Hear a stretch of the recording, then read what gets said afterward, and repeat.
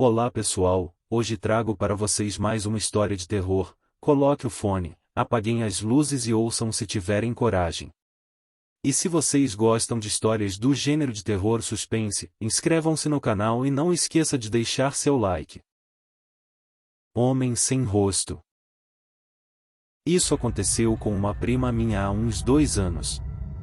Ela morava em uma vizinhança calma de Sorocaba, não sei bem aonde, só sei que é bem calmo lá.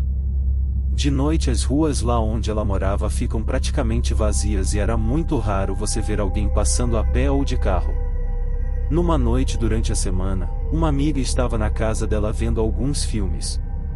Por volta de 23 horas, essa amiga decidiu que era hora de ir embora, já que era dia de semana e as duas tinham que trabalhar no dia seguinte.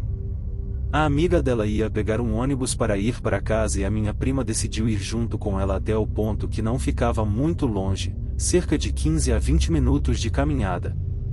Quando a minha prima estava voltando do ponto de ônibus para casa, ela notou uma pessoa a uns 30 metros de distância, do outro lado da rua. Não dava para enxergar direito, mas a pessoa parecia ser um homem grande vestido em roupas escuras com uma criança. Ela falou que não conseguiu ver nenhuma criança, mas o homem fazia sons infantis feito alguém faz para um bebê ou criancinha, então ela deduziu que devia ter uma criança ali.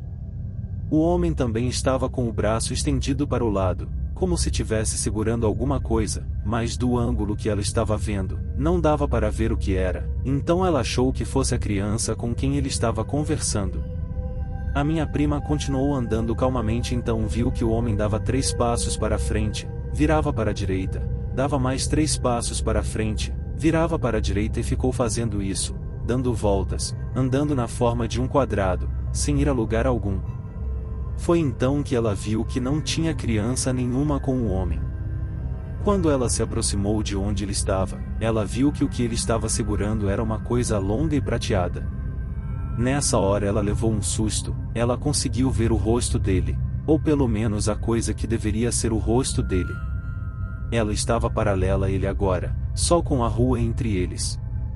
Ele ainda estava andando enquadrado e a cabeça dele não tinha virado na direção dela, mas ela viu o suficiente dele para notar que não tinha traços nenhum no rosto do homem, que onde deveria ter um rosto, só tinha uma massa branca na forma de um rosto, como num manequim.